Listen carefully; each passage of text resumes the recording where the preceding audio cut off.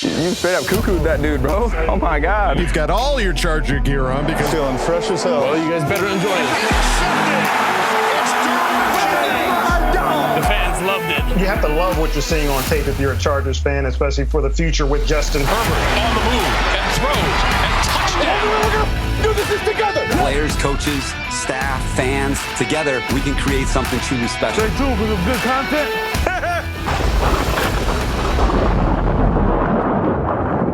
Hey there, folks. Welcome back to the Charger Chat. I'm your co-host, Will Dogson, with my buddy, Kev Huggin Duggan. Hey, guys, I missed you. I missed you, too. Let's not forget Kyle, the coach, Duggan. Hello. Hello, hello, hello. All right, Hello, folks. Governor. Time for another episode of the Charger Chat. There's been some rumbling news to talk about. We've got a Craig experience, a monumentous Craig experience, and an Ask Boltfam lined up for you, but let's start it off here up at the top, talking about our very own Die Hard Bolt Club, the DHBC, right there, talking about their BBQ. I didn't know we were wearing our shirts today.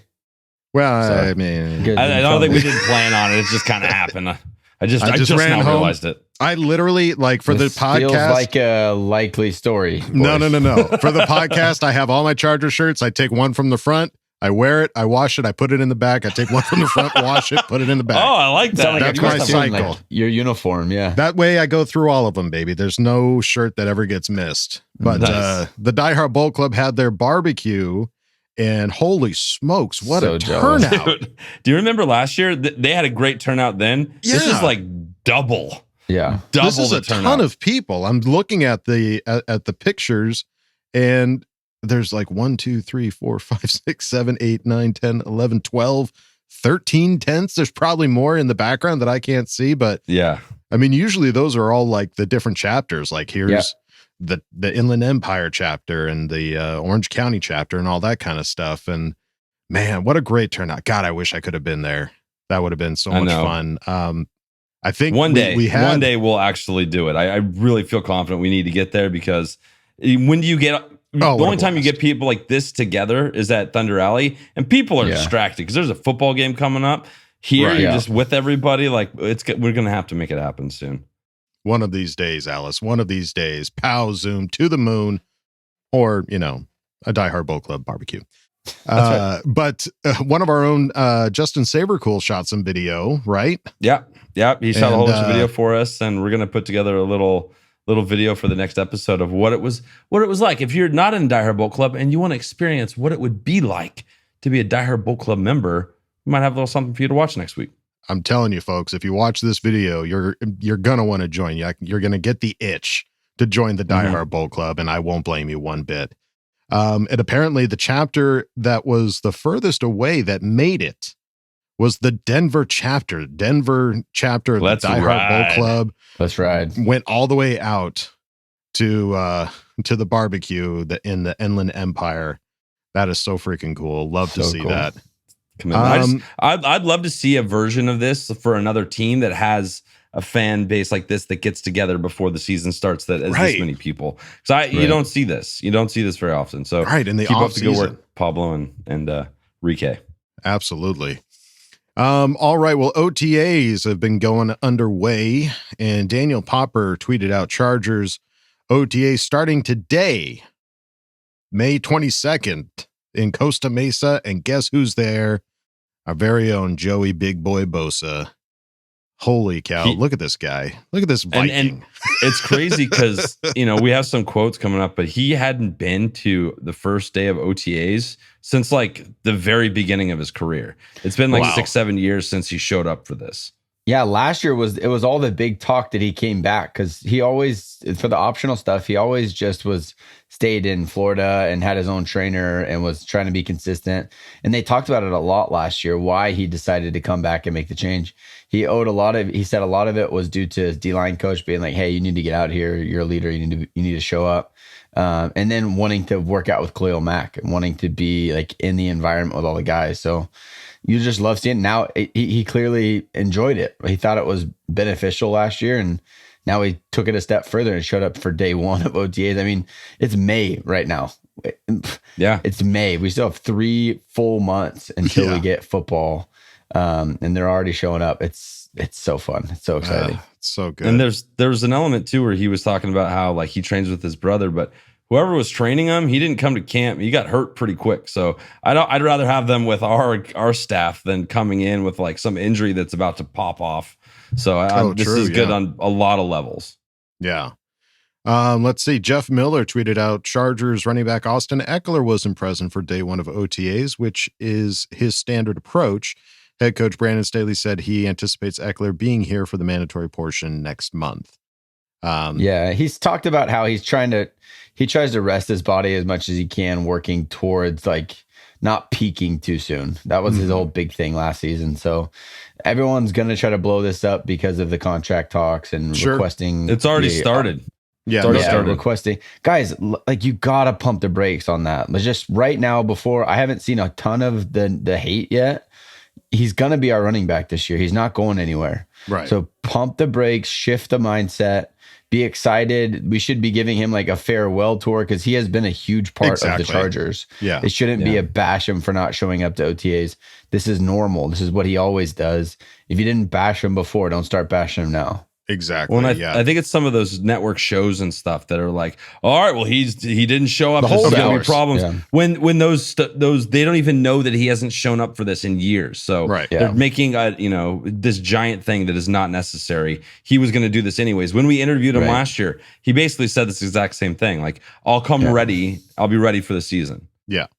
Yeah. Anybody that still keeps an eye on his social media, whether it's Twitter or Instagram, you're going to see this guy working out harder. He's going harder. Just about anybody. So hard, yeah. The guy is coming prepared, no doubt.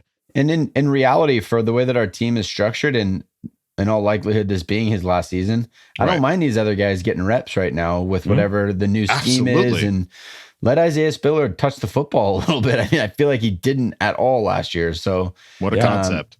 All around, I think it's not a negative thing. Look at it as this is standard for Austin, and these other guys get the ball a little bit more here in the early parts of the season. I love your positivity. I like that. Well said, Kyle. It's like you belong on this podcast or something. I know. All right, let's look at some quotes from the OTAs. Joey Bosa on how he's feeling at this point. Joey said, "It's weird to be feeling in shape this part of the year. It's been going really well. I've been able to stay consistent this year. It's going to be good being out here, getting some football movement, and to be with all the guys. It's been going really well." Yeah. I just don't even like hearing that. It feels like it can only go one way when you say everything's going great. I can't believe I'm in this good a shape. Everything's perfect. It just feels like it can't. This is just the Charger fan in me, I think, from watching last year. The nervous Nelly energy of it all. I don't want you to be peaking right now, Joey. Yeah, right. You tell us you got a little gut. Tell us you enjoyed your off season and you got some work to do. I don't want to hear I'm at my peak right now. Well, it's tough too because last year he said the same thing when he came in. He's like, I'm feeling great, feel good.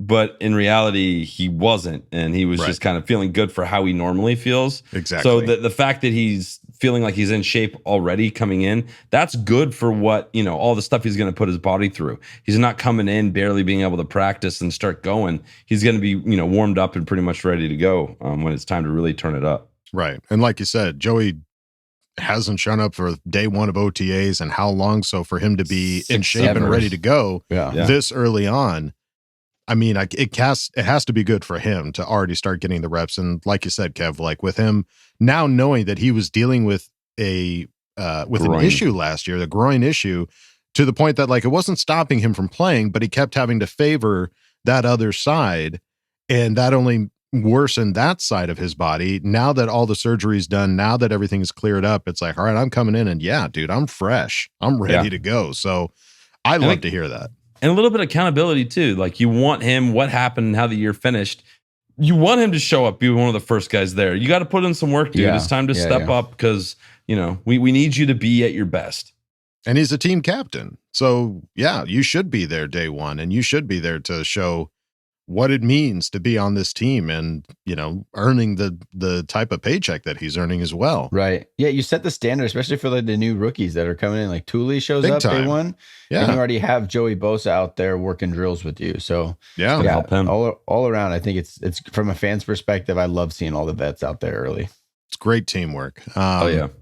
Joey Bosa on the motivation for being at day one of OTA said, the coaches tell me it's no problem to be out here a little early, to be out here with the guys. I'm actually excited to see how much I can actually hone my football technique. It's been the first time I've been out this early in a long time. Yeah, he So was making a honing the joke that technique. he's like, the coaches told me to be here, is essentially what he said. He's making a joke, and then he went off into, come out and be with the guys. Be one of the bros. Come on, bro. Let's bro out, bro. Yeah. Yeah. Teacher says I should be here, so I Yeah. So I'm am here.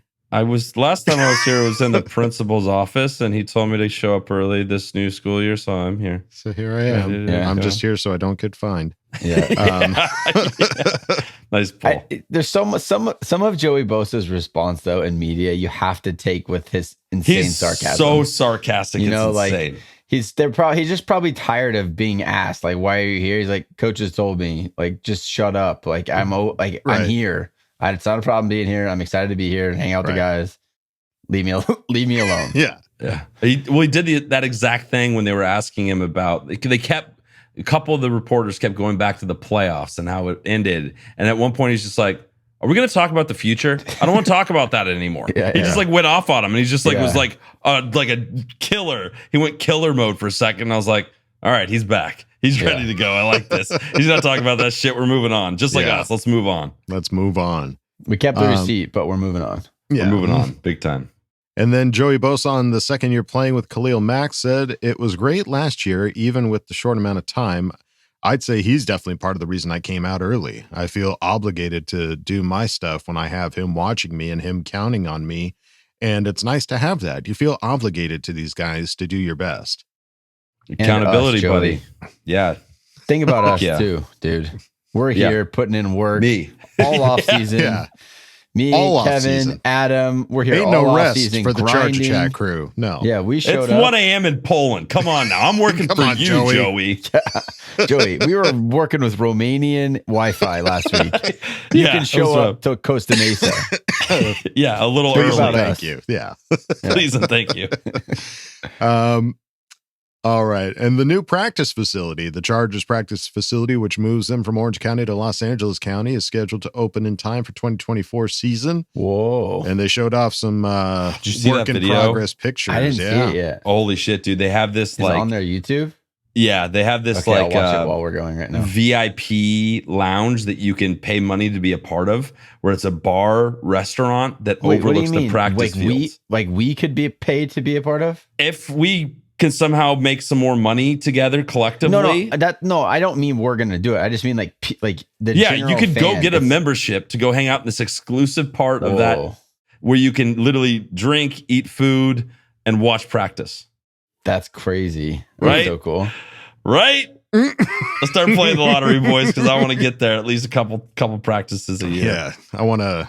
We just got to keep networking. We got to find someone that has access. Yeah, definitely.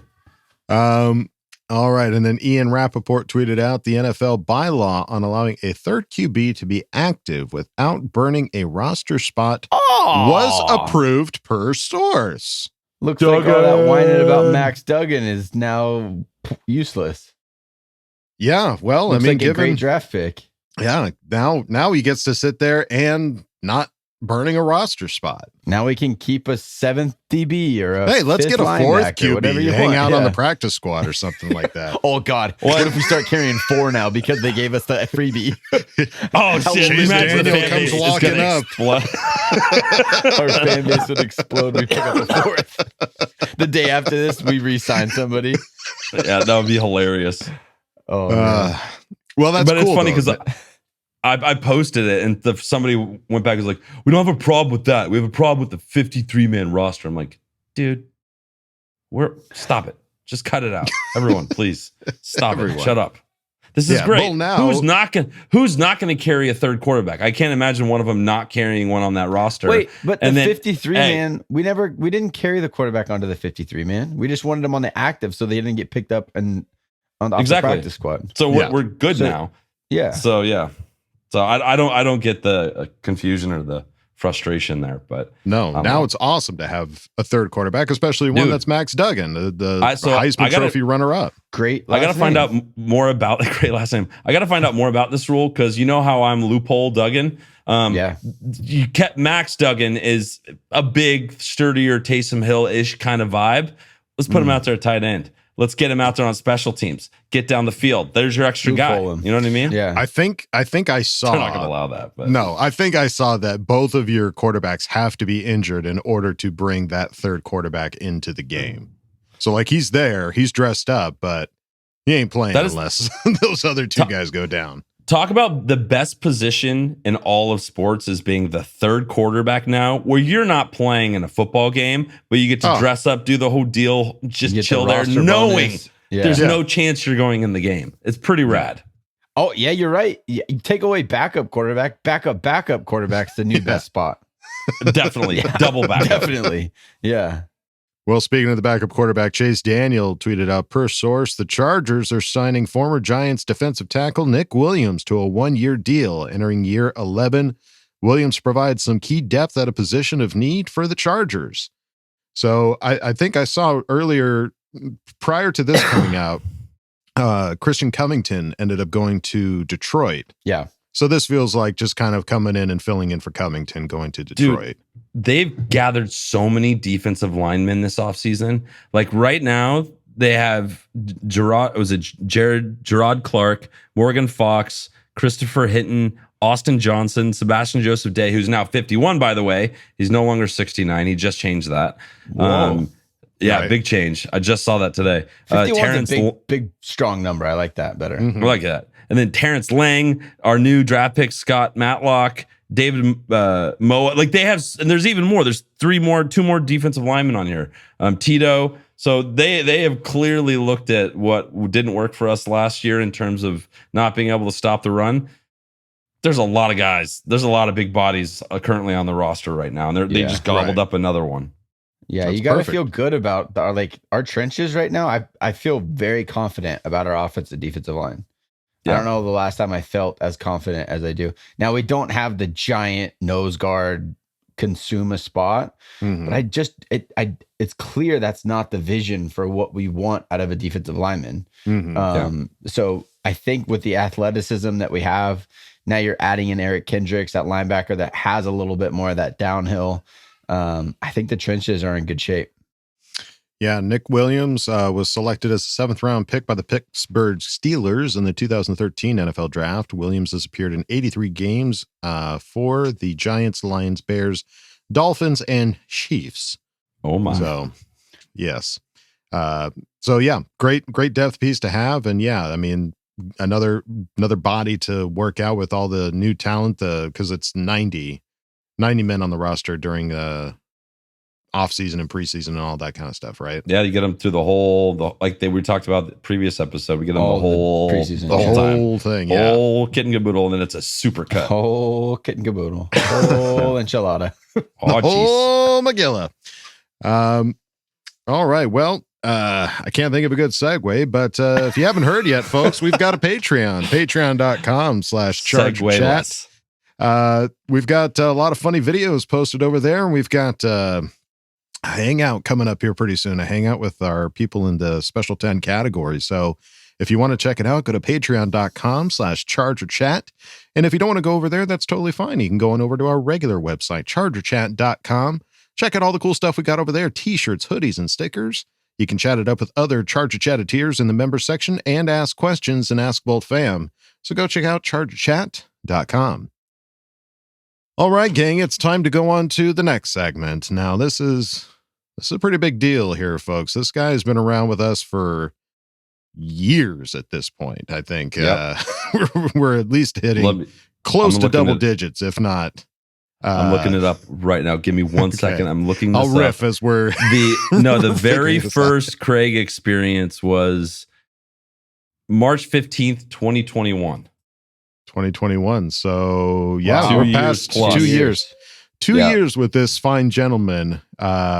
You know him, you love him, and now you're here for his 100th appearance on this show. That's right, I'm talking about the Craig Experience. Yeah. Oh yeah. Sorry. Oh yeah. Way behind. Wait, Got distracted. 100 I got episodes. distracted. Yeah, we gotta do that again. We gotta do that again. No, leave it in. No, I gotta do that again. No, leave it in. No, do it again. That's fine. Come on in, man. Kick your feet up. Oh, Craig Experience. hello there. Make yourself at home. Got some stuff to talk about, right? Moving on. Really got to do something about these nails getting out of control. Oh, hey. What's up, everybody? Nothing much with me, just hanging around, watching a little Eastern Conference Finals action. I'm a Miami Heat fan. So, as things currently stand, up 2-0 against the Boston Celtics with a very nice halftime lead. Hopefully things pan out. We go up 3-0. But other than that, nothing major going on, Nothing of note, really. All cap. Welcome, CC Gang, the biggest of salutes, and to the rest of the Bolt fam. What is goody? You got Craig in Texas, and this is the 100th edition of the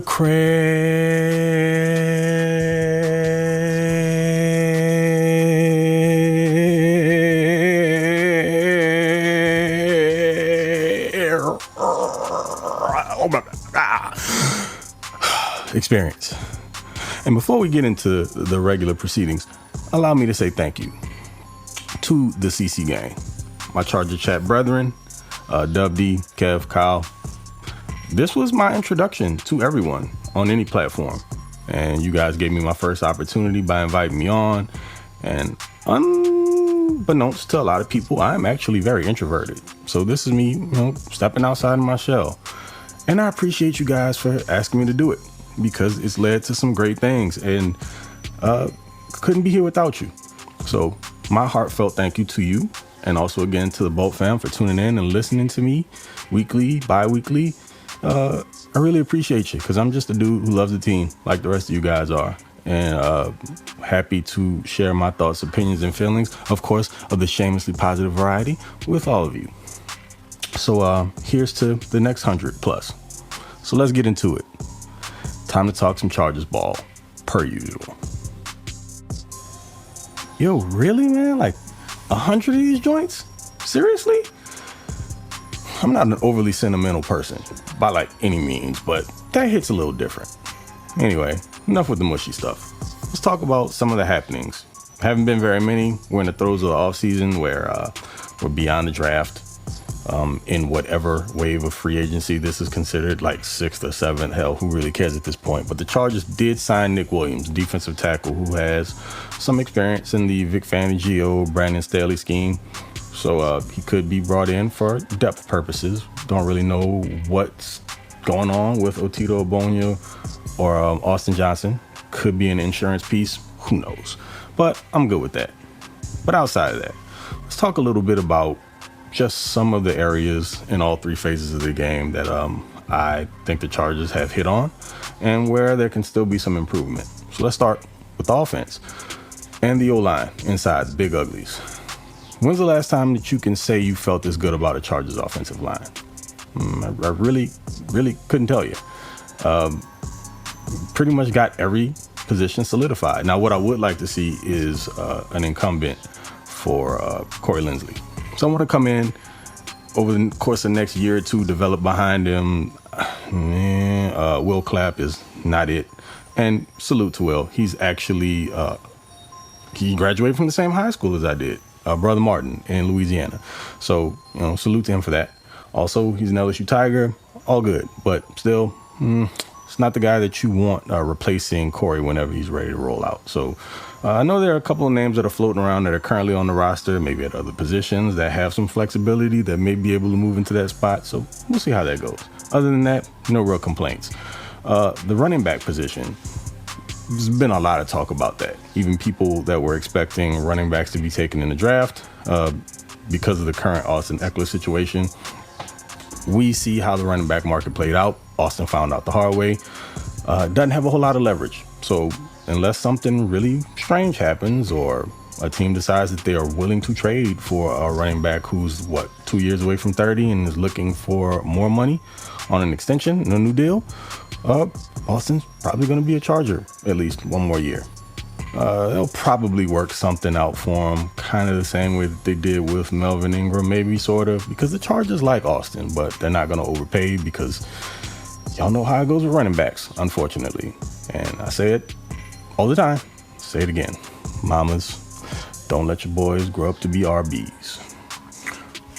But you people know that I have a special place in my heart for Isaiah Spiller, and I hope that he gets an opportunity to play this year and really show what he can do. Of the running backs of the draft last year, he was probably the number 3 running back in the class. And I think of all the guys in the draft, he had the best footwork. Now, as far as being the most athletically gifted, nah. But here's the other thing. Have you actually looked at Spiller? I call him, he might actually be the babyface bully. We don't know how much of a bully he is at this point, but still, 6'1", 215, close to 220 pounds, and he doesn't look it. Like, he still hasn't grown into his man body. Now, look, Rashawn, I don't know if I can call you the babyface bully anymore. You got the goatee thing going on. Might have to relinquish the nickname and give it over to Isaiah. We'll see how he plays next year because you kind of have to earn the bully part of it. But I feel really good about Spiller. And Josh Kelly's still out there. Had a better year last season. If he was fully healthy and got through the entirety of the season, maybe I'd feel a little bit better about him. But we'll see. I'm cool with the running game, the running backs that we have right now. As far as the wide receiver position goes, now, it's really strange, right? Because last year we couldn't afford to have one guy get hurt. Not only did we have one, but we had 2. Actually 3. But really it's the top 2 guys. Keenan Allen and Mike Williams both went down. Different points during the season. Keenan Allen with a hamstring that took him out for multiple games. And then there were games when Josh Palmer had to be your number 1. And he actually played pretty well. But that brings me to my next point. Essentially, because of the draft for Quentin Johnston, does this automatically make Palmer wide receiver 4? I would imagine Jalen Guyton gets knocked down to wide receiver 5. But, Quentin coming in, being a first-round draft pick, probably just penciled in there as wide receiver 3 to get everything jumped off. I fully expect that. But that's a pretty decent wide receiver core. It's actually better than decent. Still have to see QJ play, but for what he brings to the table from a run after catch standpoint, athleticism, a big body that can move and create, that's got to be at least a top 5 wide receiver unit in the NFL right off the bat right now. And I don't think I'm exaggerating at all. Just from a talent perspective, what it looks like on paper and the thing we've all been asking for, improvement in speed. You've now gotten a Quentin Johnston who can run. Jalen Guyton's back healthy. And you also have Darius Davis, Mr. 23 mile per hour, fastest top speed recorded in the NFL or college football last season. And actually got John Hightower lurking out there also, another 4'4" guy from a couple years ago. I think, didn't Hightower go to Boise? There's this Boise thing going on now that Clemens is there. I see you sneaking guys in, even though he was there before you got there. Right? Wouldn't be surprised if somehow, some way, Hightower found his way onto the field just because of the connection. I don't know, whatever. Anywho, but man, that's a pretty nice wide receiver core you got going now. And you have guys with different skill sets, and seemingly it looks like speed is no longer really an issue. Again, not just vertical speed, but the type that moves horizontally really well and create in short area of the field and create bigger plays. So excited to see how that pans out. Tight end, you got 2 receiving options. Gerald Everett, Donald Parham. Maybe they're banking on Trey McKitty having a bounce back season as the blocking tight end. We'll see. I'm not going to spend a whole lot of time there, but tight end is a big part of Kellen Moore's system. But the thing about it is, is at least one of them has to be a decent blocker. So Parham can do it in spurts, but that really is what they envision McKitty being. Yeah, it's another thing we'll have to watch out for. Let's move over to defense. I really don't have a whole lot of questions about any of the positions. Cornerback, we could talk about that a little, but really my thing is safety.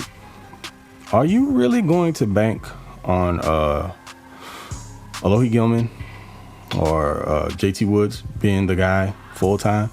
I mean, we could get to a point where they're like splitting reps. Nobody's really the guy per se, unless someone's playing out of their mind. But I can see them starting off in sort of a rotational role. But what I would much rather have, and I've expressed this multiple times, is a vet back there. Whether it be John Johnson, who's still on the market, or Adrian Amos, also out there, who both have experience in this scheme. Have both been successful. You got to come away with one. I would much rather have a vet playing on the other side of Derwin. Just my personal preference. Not a young guy who's developing, or one who has the IQ for it, talking about Alohi, but not necessarily the athleticism to be out there full time. And I still feel like they'll bring in a vet. It'll be either John Johnson or Adrian Amos. I truly believe that. Again, fingers crossed, see what happens before camp. But what I really want to talk about here is special teams, because I think Darius Davis is the wild card next year, and it'll be in the third phase of the game, special teams, the one that gets the least amount of love. And this is now going to be the Chargers' second reigning Jet Award recipient. The Jet Award, for those who don't know, is an award in the college ranks that's given out to the top return specialist in football. And remember the last one, who couldn't seem to find the field, whether it be on offense, even though he did score one touchdown in the regular season. But he couldn't even get in on special teams. Not as a returner on punt or kickoff return, which was really strange. He had Joe Reed, who I believe is in Chicago now. Still my boy, Joe. Hope all works out for you there and you don't end up in the NFL abyss somewhere and playing in the XFL. And I mean, there are worse things. I don't know. But I don't think the Chargers squander this type of return specialist this time around. I also think he's going to be a contributor on offense. Gadget plays, extending into the deep parts of the field as well. Someone who can also take a little tunnel screen and turn it into a big play. Just, again, he's not super shifty. He's got enough movement, enough wiggle. But man, all he has to do is make one guy miss and it's pretty much over. So I think that's going to be a significant difference in the team. It'll be in the third phase of the game.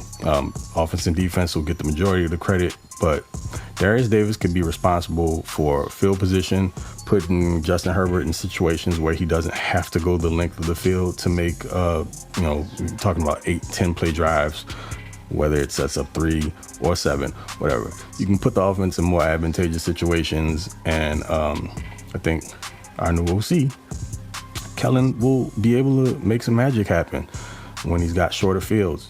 He can get a little bit more creative and stress the defense some more. But that's it for me, people. 100. Done and done. And again, I want to take this time out. Thank everybody for joining me. You know who it is? It's Mr. Bolt Gang of Don't Bang, a.k.a. TOP_FLYT3 over on Twitter. And also co-host on the Lightning Round podcast. You can check me, myself, Garrett, and Jamie out over there. If you want to get into some more Chargers stuff, some more banter, talk, reviews, all that good stuff. But until the next one, y'all take it easy. Be cool. Appreciate you. And, okay. Love you. Bye. Times 100. Times infinity. Well, Craig, love you by times 100 times infinity +1. +1. Yeah, take that, Craig. We got you. Got you. It was funny because I just want to what I remember about Craig when I first started interacting with him on Twitter. And we just started talking, and then it was halfway through that 2020 season or something like that, and then we just became friends. And then we all became friends. We're like, dude, do you just want to come have a segment? And he's like, Okay, let's do it. That was it. Now he's been on it for 100 episodes. So I love that guy. He's amazing, and he always has amazing insight and gives us a little credibility. So I'm all about it. Yeah, no, Craig does a lot of research and a lot of insight on players, both on the college and on the professional side. I hold his opinion in very high regard. And yeah, I think he started with some Ask Boltfam. He would send like audio recordings in. We started having like more segments. We started bringing him on to be like a segment of the show, and now he's got his whole intro song. He's got the whole thing. Now he's on multiple podcasts. I mean, he's got his own YouTube. He's big time now. Yeah. He is dug in like a tick, so he is not going anywhere. Let's but go. Hey, it's the title of the episode right there. Yeah, Craig, I think that's a lot of great insight. I mean, yeah, the O-line looks great right now. And yeah, somebody to kind of develop behind Lindsley, it doesn't have to be this year. It could be in the next couple of years, obviously. Because Lindsley's just been so freaking good. When it comes time for him to hang up the cleats or something like that, like we want to make sure that somebody's got to be there to take care of Justin. And waiting, ready to go. And waiting, ready to go. The safety position with Alohi and JT, we talked about getting like John Johnson or something like that. I think there's still room to get a guy like that. But I mean, I don't know. What do you guys feel like with Alohi and JT? I kind of feel okay with Alohi being the guy. That's how I feel. Okay. Which isn't all that like, yeah, fun. I'm not over the moon about it, but I'm not like sweating and like rocking in a corner trying to figure out if we're going to make it this year. Yeah. You feel okay. But, and also like you need depth, you need multiple guys on the field at once. So it's a little scary that after Alohi is JT Woods, who's never played in the NFL really. I mean, nothing significant as far as like action and being called upon in big pressure situations. And so that's the thing. I do feel like that's the thinnest spot on our team is the safety position right now. We have such a stud in Derwin that it doesn't feel balanced as far as what we have back there. And then in the NFL that we live in now, with how much the ball is being thrown, it is a little scary to not have excitement about who's back there. But yeah, like you said, there's still guys out there. There's still availability. I think we're still going to pick up a vet. I don't think they're going to go into the season with just those three guys as your like go-tos. So I think there'll be a fourth in that mix for sure. Yeah. And I haven't heard if Bryce Callahan's still available because there's still that bringing him back. He's not signed anywhere. He hasn't signed anywhere. Yeah. So there's some flexibility there. I agree with you, Kyle. I think it's the one position where you look at it and you're like, weird. This is weird. Like, I'm not worried about the offensive line. I'm now worried about the safety group. And I think that's kind of a little scary, a little bit. So hopefully Alohi goes out of his mind and plays like he did in that Miami game. And he becomes the guy and he steps in and he gets all the reps and just that comfortability and he can flow and not think and just play. Hopefully that's the case. And he's amazing because that's what we need right now. And I'm low key excited about Darius Davis coming in to be our return guy. Like seeing the production that he had, especially off of his highlight film in college, knowing how fast this guy can get, if he can just miss a couple blocks, like Craig said, like just miss a couple guys and he is off to the races. Like I'm kind of looking forward to that, especially with Ryan Ficken as the special teams coordinator, like scheming out, returns for this guy to come in. You talk about weapons on offense and big time players on defense, but you give Ficken was arguably what feels like our best coordinator last year because of the drastic improvement of that department. You give him weapons and see what he can do, see what he can come up with, be creative. And man, we've seen it with the Patriots for so long. A good special teams can win you games. Like it really can, as long as you can just not blow up on offense or defense. When they came and smacked us 40 something to like nothing a couple of years ago, it's because they had incredible special teams. They had that little long-haired white guy that just kept returning every kick for 20 plus yards. He had a touchdown return. So it's just, I mean, special teams can have a huge impact on the overall game that you just don't think about it a lot. And so having the best return guy in college football definitely is huge. Yeah.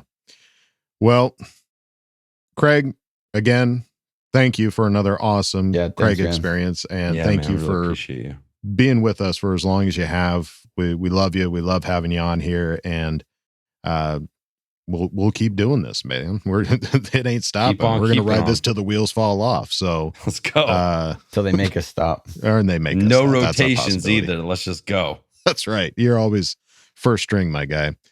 All right. Well, time to go on to the next segment. It is Ask Boltfam. Let's go. Let's go. Let's go. Let's go. Let's go. Let's Giggity, go. giggity. Let's go. Gone.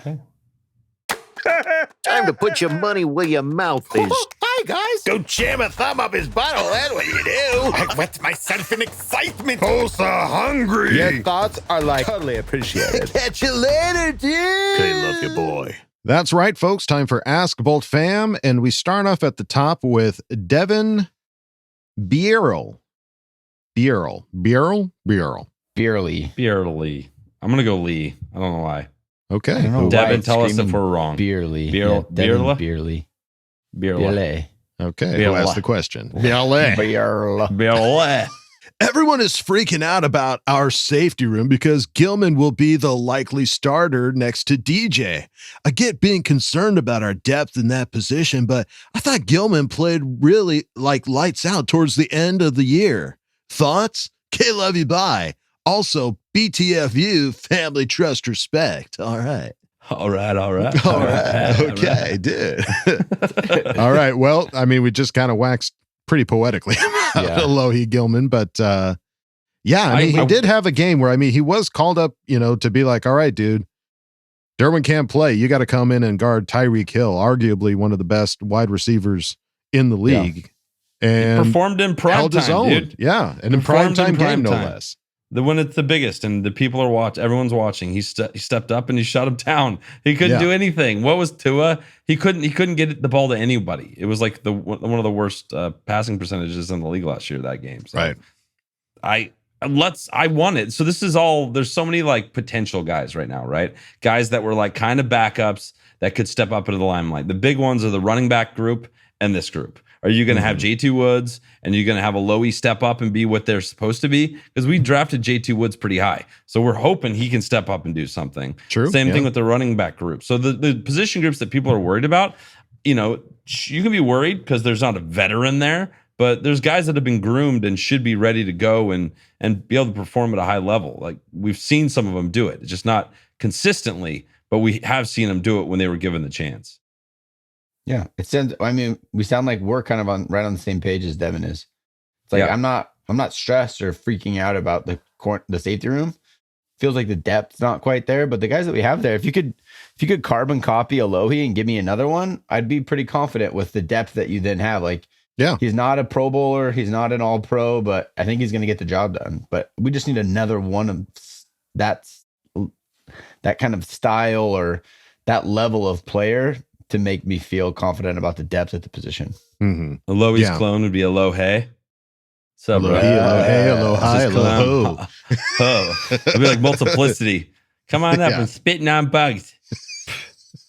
That's a poll if you haven't seen Multiplicity. It's a fucking awesome movie. Classic. Come on up. It's really good. It's Michael Keaton, and he's just like keeps cloning himself. And it's his like child. One of his best roles. The last one's ridiculous. Right up there with Batman and Beetlejuice, but one of his best performances. Wow, what a guy. What an actor. He's had some serious roles. Beetlejuice 2 was announced. Sorry, I just got excited. It is. About it. Yeah. April Fools? Forgive me. No, it's happening. I think they've already started filming, actually. Oh my God, I'm so excited. Sorry. So, all right, Devin, thank you for asking the question. Let's move it on now to Fecal Fatality 2. Certified gross. Who asked the question? What's Herbert's shampoo regimen? What should be or what it actually is? Because I feel like it's probably like water and maybe a shampoo. I don't think that man is doing a whole lot to take care of his mane. It's like Axe body wash he uses in his hair. Like he just doesn't give a shit. His body. It's all one. He's just that perfect. It's like the combo. It's the combo deal that it's like, not good for you. All right, let's go. Go fishing. Go golfing. Let's get out of here. Fishing. I think he probably has some kind of like hair treatment that is like only for rich people, that like only once you become a rich person do you realize they give it to you. This product once your exists. bank account hits a certain amount, it just You gets don't have to mailed pay your for door. it. They just No, it give just to shows you. up at your house. Yeah. Beautiful. What would that be? Or he had like the full blown, like, what was the movie, the figure skating movie with Will Ferrell? Oh, why can't I remember what it's called? Was it Blades of Glory? Yeah, Blades of Glory. Okay. Remember he has like the whale husk brush that's like specially like, yes.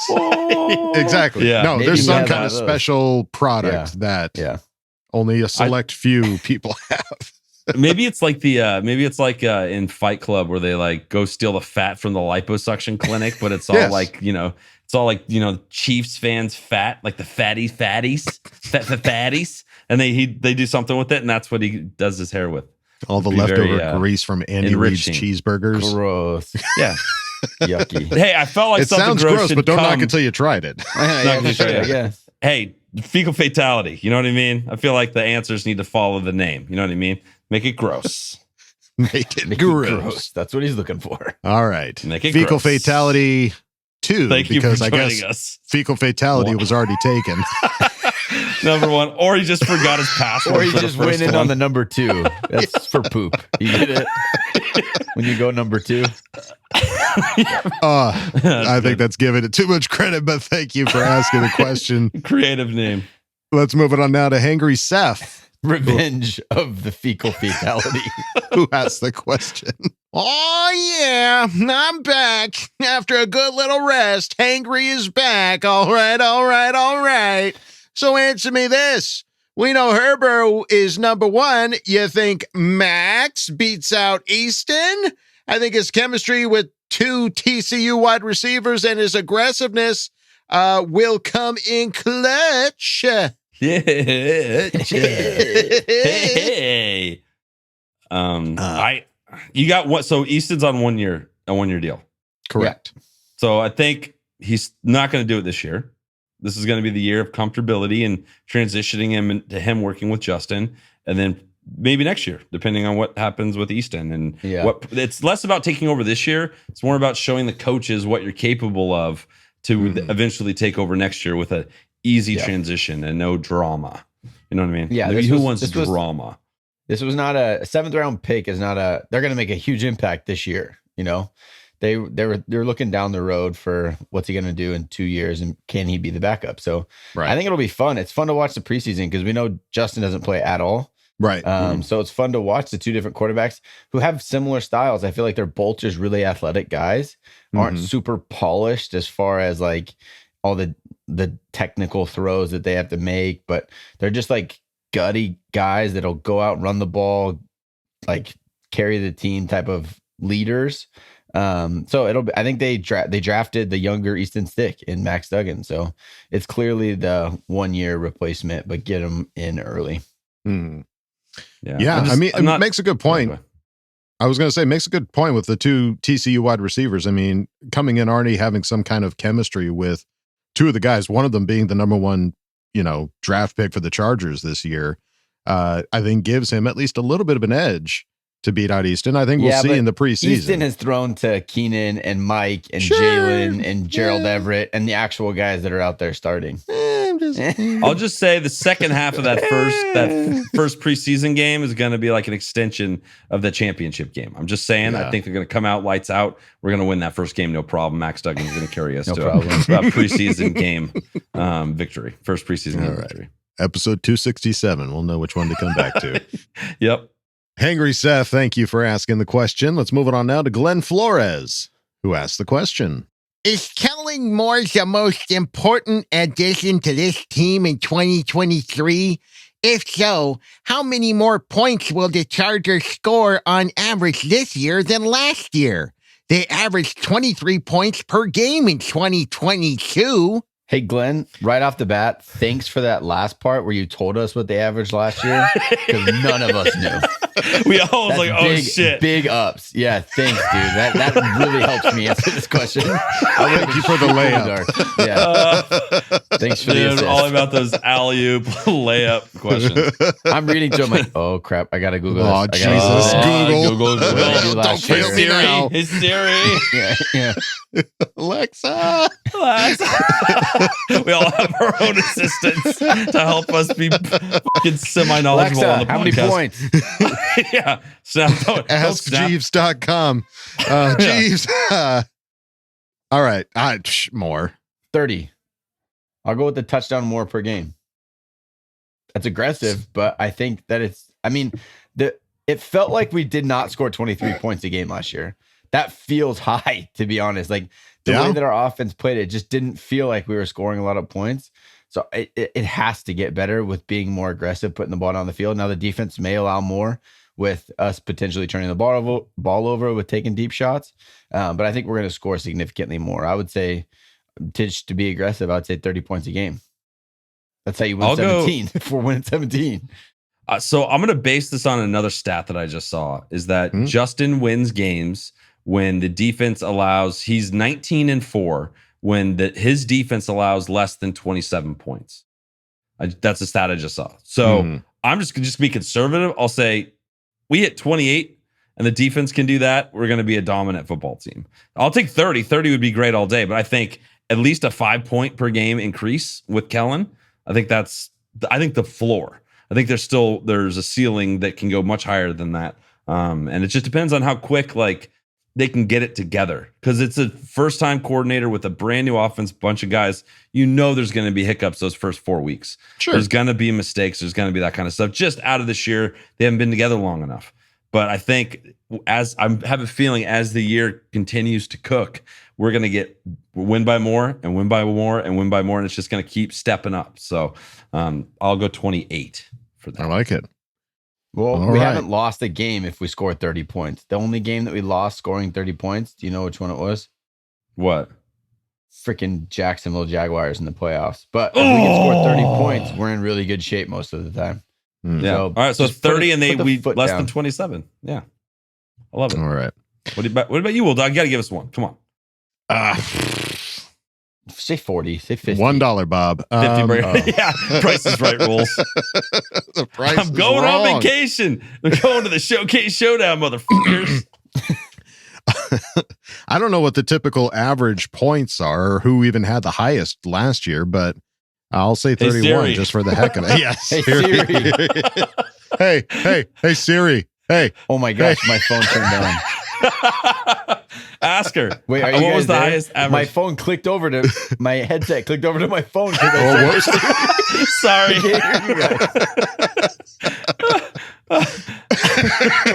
Okay, you're back. Oh boy, technical difficulties. I had to turn off my Bluetooth on my phone because it literally kicked over. Oh my God, it's amazing. Highest average points per game, NFL 2022. Chiefs had 29.2. Yeah, so I mean, no team has really crested over 30. 28, baby. It's our time. Yeah, 28 to 30. I'll go with Kyle and just say 30, just because why not? Why don't you We're the greatest. That's right. Or you go 29 and make it neutral and not feel like you're siding with one over the other. No, if I'm going to do that, then I'm going to say 31. Then do that. That's fine I want to win. Don't tell him what to do. I want to win. I'm not telling him what to do. I'm just giving him facts. Facts of the matter of what we're talking about and how it makes me feel. Sounds like you said what you said was you have to pick one because you can't side with someone. So pick something. That's no, I was just reminding him that he was siding with you, and if he really wants to do that, I was just giving him the option. I wasn't saying anything. Glenn Flores, thank you for asking the question. Let's move it on now to Mr. Pekar, who asked the question. Hey, Boltfam. With Kellen Moore's little use of the fullback and Love as a tight end, do you think that my freakishly manscaped specimen of a man, Xander Horvath, with his rippling thick thighs, will be a forgotten chess piece like the latter half of last year? Or could they possibly use him in tight end sets, which I personally think would be badass? I'm so pumped for this season. I'm looking forward to Kellen and what he would be bringing. With a rebel yell, she cried, more. We wanted him and we got him. On a side note, say hello to one of the newest members of the Die Hard Boat Club, i.e. that's the Inland Empire for those who don't know. Okay, enough about me, FTR. Boat the f*** up. Okay, I love you. Bye. More. That was funny. Welcome to the Dire Bowl Club, Mr. Pekar. Yes, Let's go, baby. Pekar. Love Congrats. it, dude. Love it. All right. So Xander Horvath. It's an interesting call. I mean, I haven't noted. I feel like the fullback is just kind of if you don't have one, you don't use it. And that's what Kellen Moore said all offseason is like, I'm going to use the pieces that I have. Mm-hmm. So if I can make an offense look better because I have Xander Horvath, then I'm going to do that. But if it's just not like he's not like a dominant piece, I don't feel like he's going to force it to fit what he wants to do. So I do think that Xander's going to have to prove that he is that big of a piece that can make a difference if he's on the field. I really don't know. I don't know enough about what Kellen Moore, like his vision is as apart from what McCarthy wanted to do. And they had a good tight end, so they used it. So maybe they have a good fullback, so they use it. Xander felt like he went kind of unnoticed after the first 3 games of last year too. We didn't really utilize him. And we don't know the reason behind it either. We don't know if he, parked in somebody else's parking spot or if they just felt like there were better opportunities for guys on the field that weren't named Xander Horvath. So yeah. And it didn't really get asked. The media didn't ask because you don't ask about a fullback's play. And I'd like that to change. I'd like to start a petition. I'd like to start a fullback campaign. Awareness. Yeah. Fullback awareness year. Let's bring it back. What would the color be if we had like fullback awareness month? What would the color be? A crimson red from all the broken noses he's gonna smash people and create. Okay, crimson, not red. Like it's got to look more purple because it's blood red. It's blood red. Red. Like authentic. Okay. Mr. Pekar, thank you for asking the question. Let's move on now to Swiper Graphics. Who asked the question? What jersey would you recommend I buy? I got a Herbert jersey last year, as in 2021, courtesy of our fan of the year, Jen Mills. I want a Phillip Rivers or a LT jersey, but as we know, those are hard to find new in the style they used to wear. Anywho, the Raiders and Caleb you buy. All right, so what should he do? Phillip Rivers, LT, hard to find a new one. What do we think? There's something you could go the retro way. Like I have those retro jerseys. I have some of them are awesome, but it would also be cool when you can do your own custom one and you do like Phil on the newer style or LaDainian on the newer style. I disagree. Okay. And it's very clear that Swipa likes the authentic one, so I disagree. Agreed to disagree. Swipa.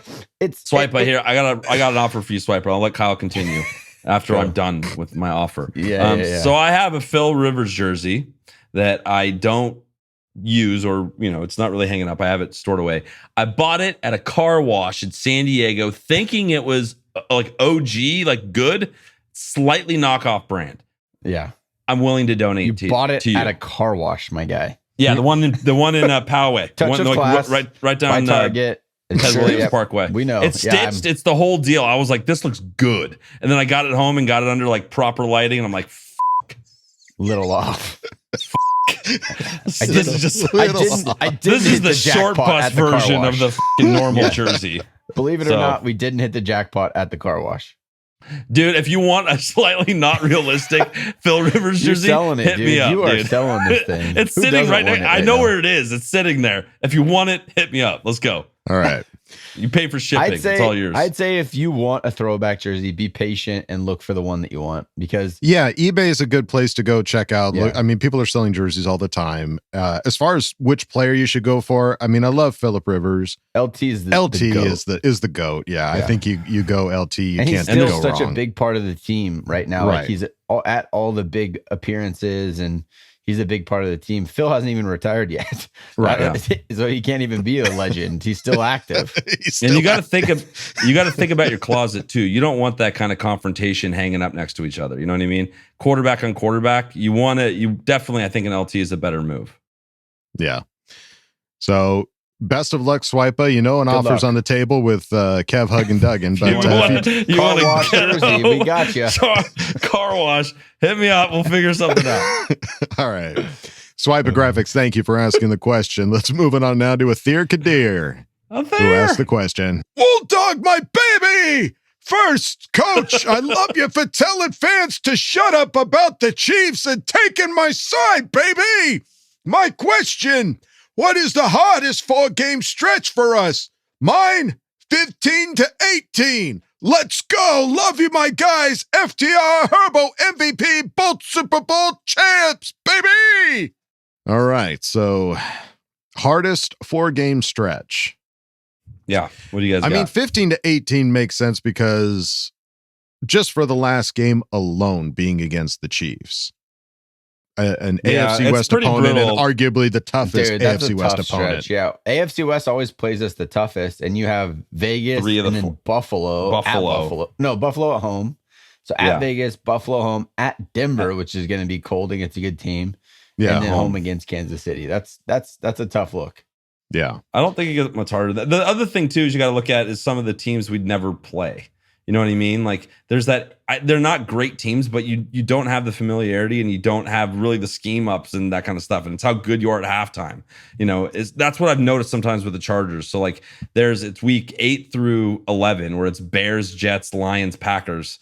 Who knows what that's going to look like? We haven't matched up with any of those teams in a long time. So I will go with what you said. I think the last 4 games, and they're going to be important. I don't think you got to win those. Yeah. I think that's what's going to come down. Yeah. They're going to matter big time. So I think that's like an alternate. Like their records, some of those teams' records might have sucked last year, but the Lions and the Jets are going to be pretty pain in the ass this year, I think.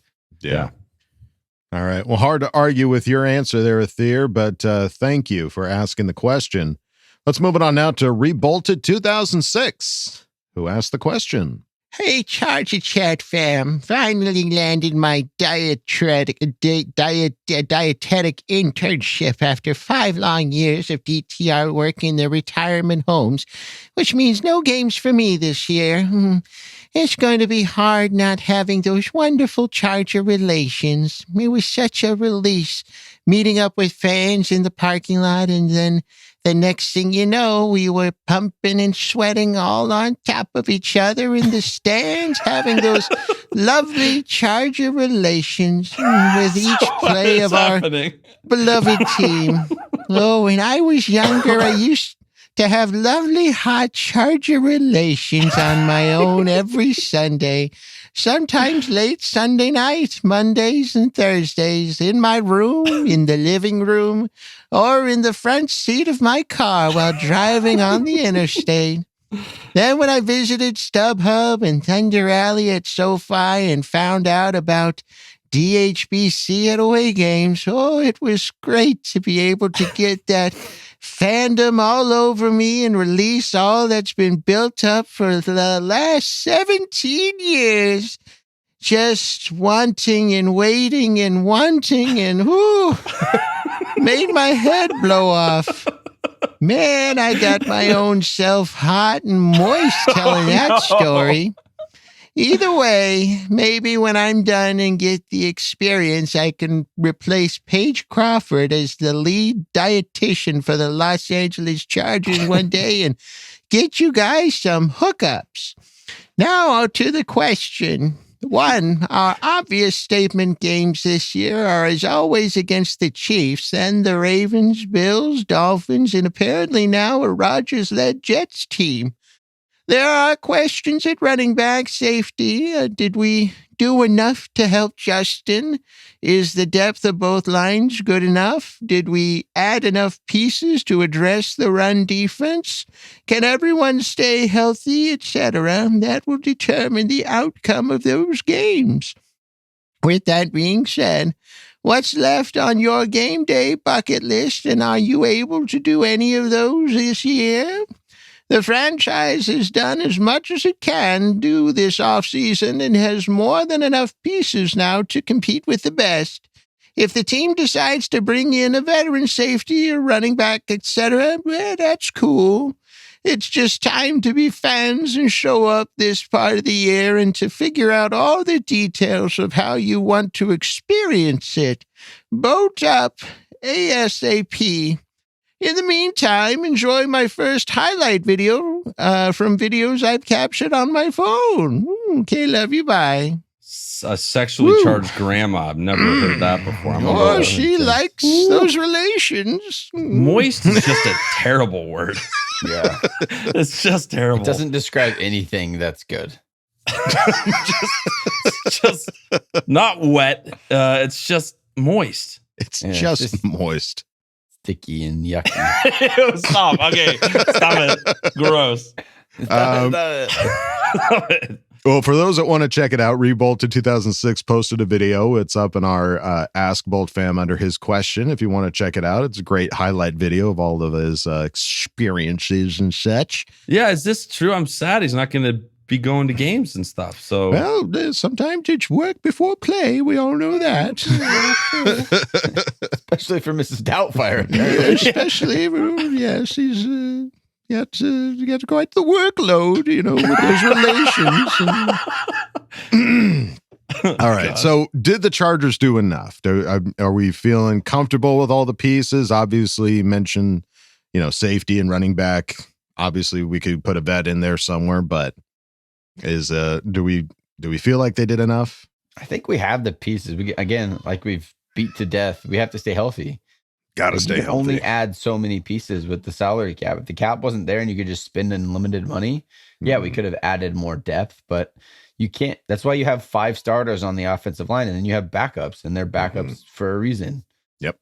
So I think that we have the starting guys and enough depth to patch a couple of holes once it happens. But I mean, if you get guys going down left and right like last year, there's not a roster that can handle that. Right. They still haven't hired officially announced a trainer yet. So before we pick up any more players, let's get that ironed out and make sure that all these players that we currently have are going to be healthy and ready to go. That's one. And then we can look at this because there's going to be injuries. And I think we talked about a couple of the places where you want more depth. You want more proven depth. We're just not going to you're not going to be able to do that on a roster like this. Right. So you have JT Woods. Could he be great? Yeah, that's why they drafted him so high last year. So you just need these guys that we drafted to step up and not have to ride the pine. Right. Yeah. In those higher positions for sure. Yeah. And then as far as our game day bucket list, I mean, cripes, I haven't had like 2 seconds to sit down and figure out game day strategies or what games we can try to go to right now. Yeah. Opening game. It's always the bucket That's list. always to go to every opening game. Yeah, that's the big one. And then whatever ones we can go to besides that, that's icing on the cake for us. So I'm probably not hitting any bucket list this year with baby number 4 on the way. So yeah, what month is that? Babies. He's coming in October. Yeah, October. So smack in the middle of the season. Yeah, so we got to get all your games out mid-game. September. Quick. Yeah. I'm gonna go to every home game we got early, and then I'll be MIA. Yeah, I'll be posted up at OG's if you want to come watch with me. Yeah. Yeah, I want to try to get to at least 2 to 3 home games this year and 1 away game. That would be nice. Yeah, to hit 4 games. It's just harder for Adam and I because we don't live anywhere close to LA. We get to go to the Chiefs game and we get the Chiefs, so that's true, one of them. So ideally, Chiefs, and then if I get Green Bay, if I could work that out with my kids and my wife, that's what I want to do. And then like 2 games at home, that'd be badass. I definitely have bucket list stadiums that I'd like to attend. Lambeau's one of them. Unfortunately, it's just not going to happen this year. Yeah, not this year. Maybe in another 4 years, I'll get out there. Yeah, if you're lucky. Next time. All right, Rebolted 2006. Thank you for asking the question. Let's move it on now to Zachary Shelton, who asked the question. When it comes to Justin Herbert's new contract, should he take the deal to make him the highest paid QB, or should he take a great offer, but that's more of a team-friendly deal? If he's taking advice, I'd say team-friendly deal, just because that's what I would like.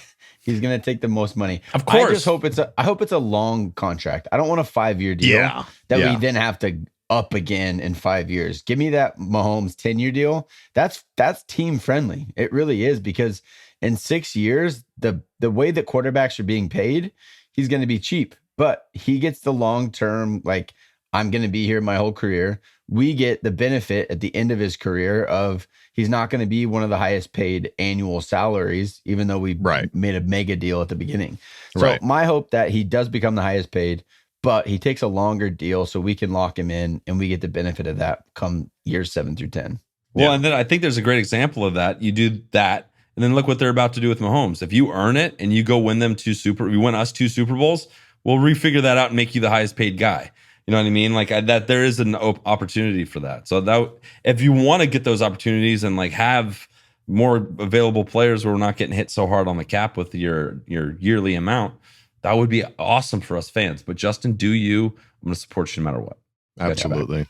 I mean, the blessing is that there's nothing about Herbert has ever indicated that there's some kind of an ego or like, I deserve to be the highest paid quarterback. You know, there's no sound bites or tidbits, or at least from Justin. Yeah. From Justin himself, no. From Justin himself to make us think that, well, like, oh, Jesus, he's going to bend us over a barrel for, trying to just keep him for another 4 years. But no, I think a deal is going to work out. And I think it will be a team friendly deal, whether it's dollar amount or time he's with us.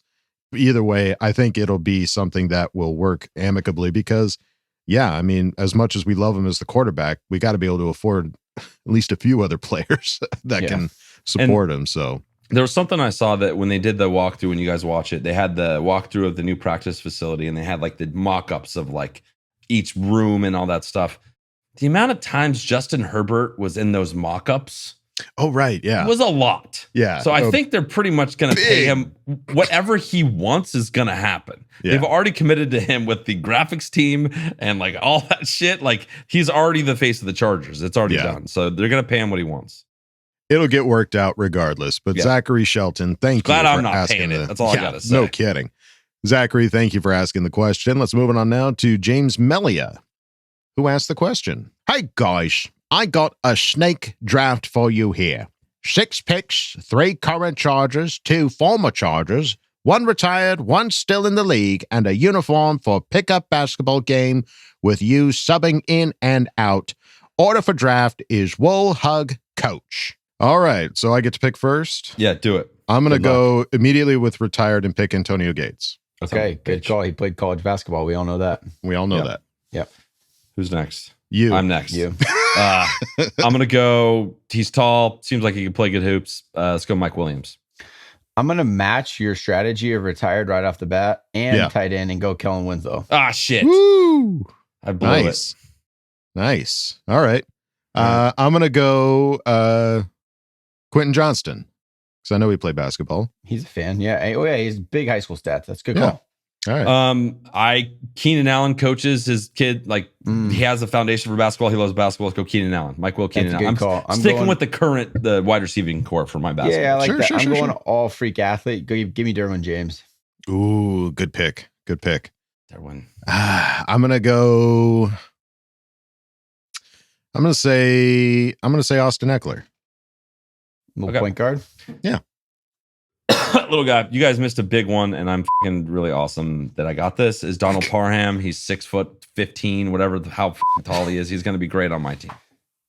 So you missed it 2 rounds too, bozo. No, I waited. This is value. Third round is value.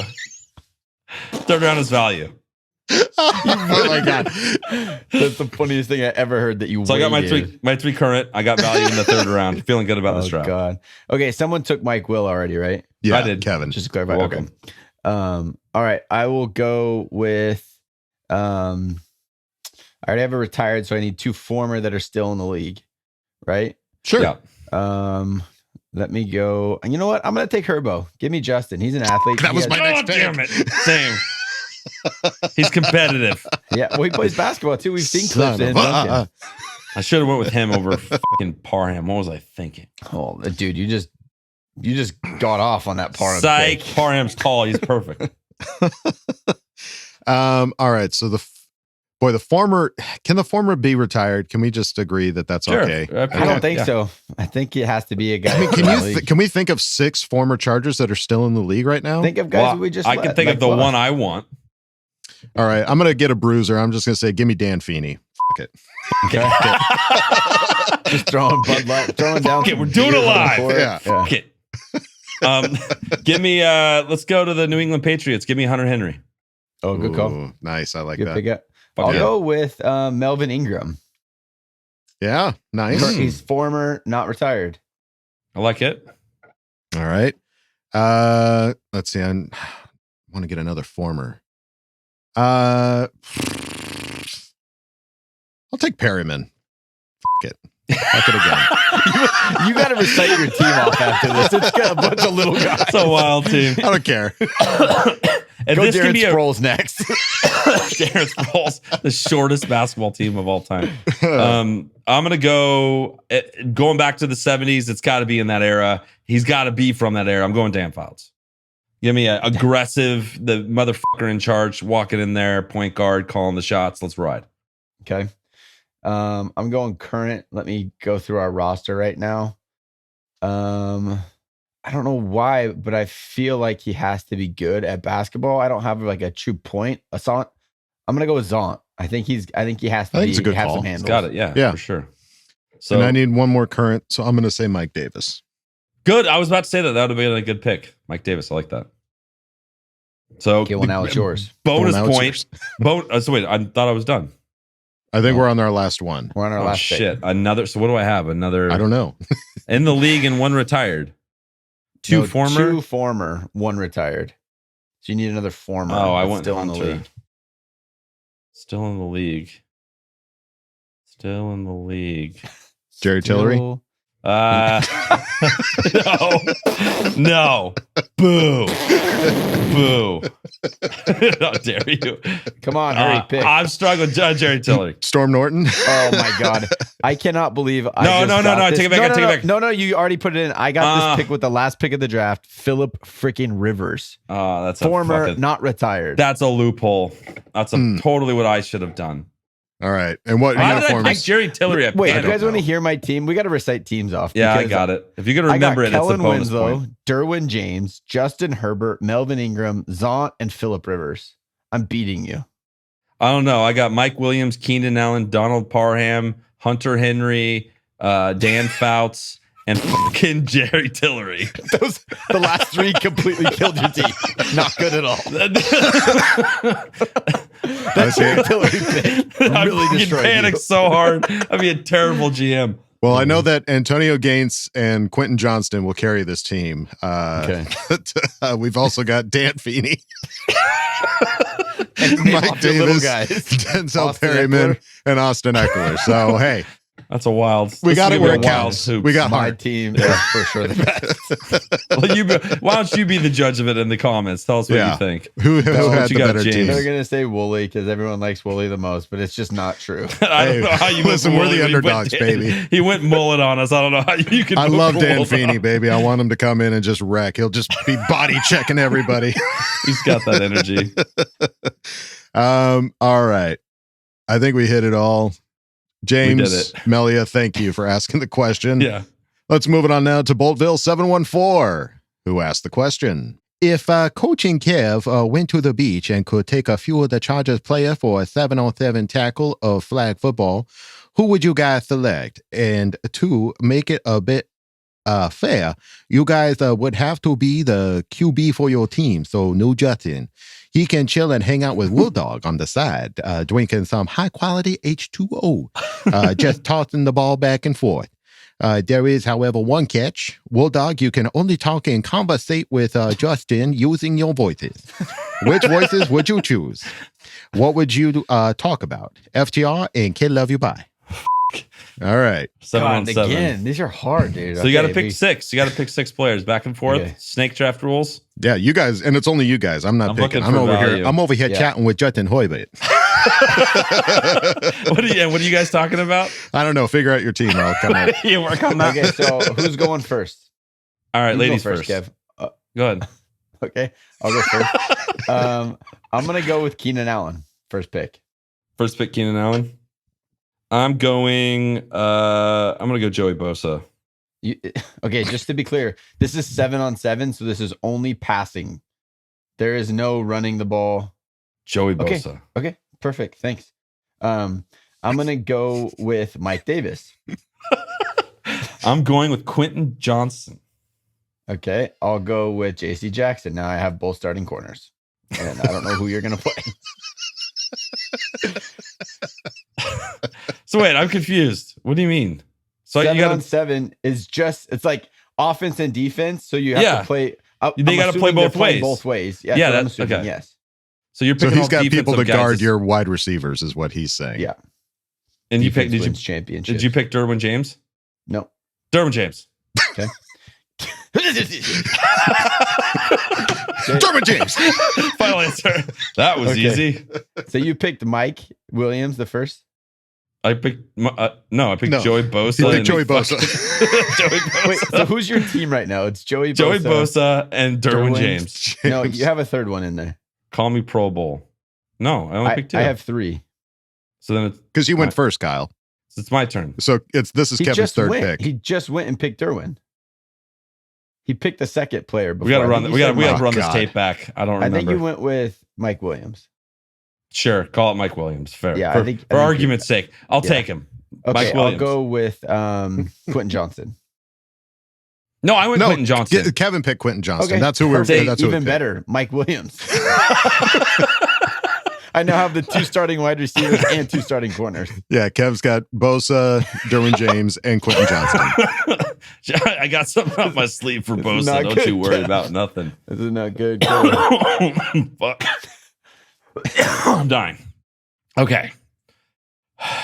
I'm going to go with Josh Palmer. Okay, I'm going with Zont. Now I have all 3 corners. I'm going with Alohi Gilman. Perfect. That's who I was going to go with. I got my safeties. Guyton. Now I have the fastest guy on the team. All right, I win. That's it. You get your one last pick. Make it count. Make it count.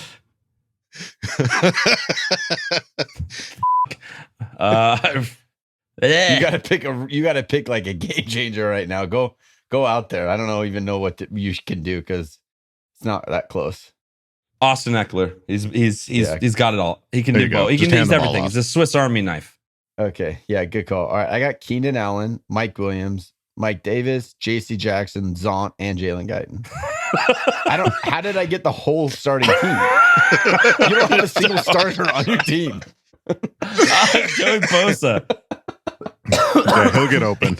Quentin Johnston. He's got a lot of promise. All right.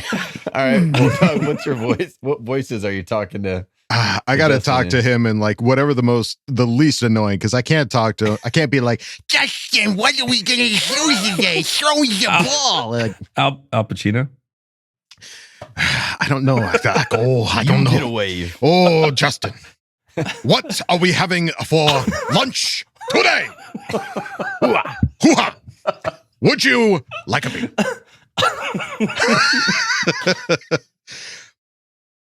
I don't know. Yeah, probably Al Pacino, because I can at least try to stay in character, but I gotta gauge like how he's reacting. Like I gotta read his body language. Leghorn could be good. Could be a good energy. Yeah. I'll say, Justin, throw me the ball. You got to keep your eye on the ball, Justin. Ball. That's a joke, son. I'm throwing him your way. You got to catch him. All right.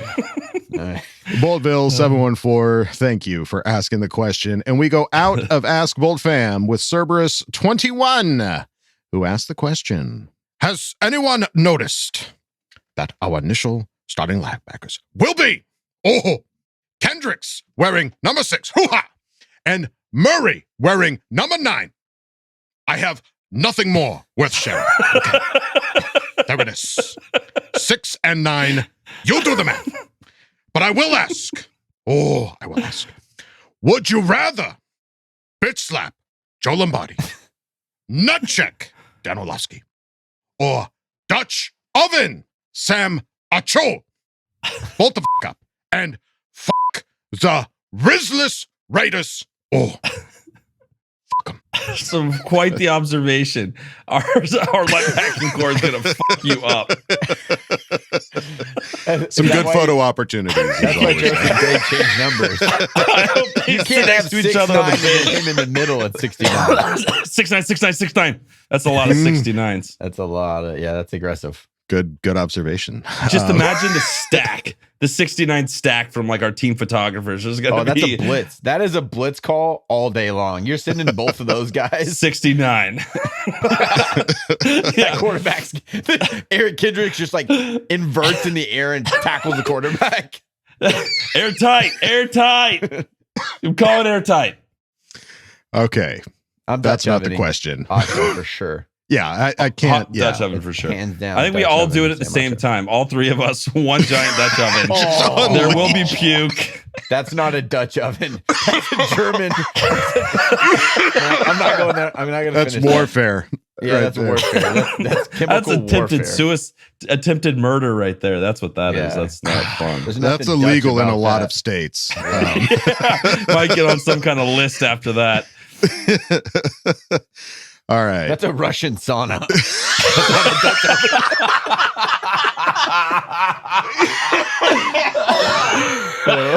Oh man, God. I was looking for the alternate for oven for so long. It finally clicked. You did it. All right. Communist sauna. We can't do any better than that, folks. That's Cerberus 21. Russian sauna. Thank you for asking the question, and thank you everybody for asking your questions and Ask Boltfam. We greatly appreciate it. But that's going to do it for us here at Charger Chat. Any final thoughts there, gentlemen? We got nothing left. Russian sauna. So oh, God. Watch out, Acho. Here it comes. Watch out, Acho. All right. Well, that's going to do it for us. That's going to do it for us here at Charger Chat, folks. Don't forget to bolt up because we're ready for any squad, any place. Okay, love you. Bye. Okay, love you. Bye. Bye. So funny. And now, a word from our sponsors. When it comes to saunas, you have many options to choose from. But which sauna is right for you? We're proud to introduce the Russian Sauna. Now with multiple settings, like squeaker, backdoor breeze, and when you really need to sweat, go for the gas blaster. So when you choose your next sauna, choose Russian Sauna. Because no one knows cheek flappers like Russian Sauna.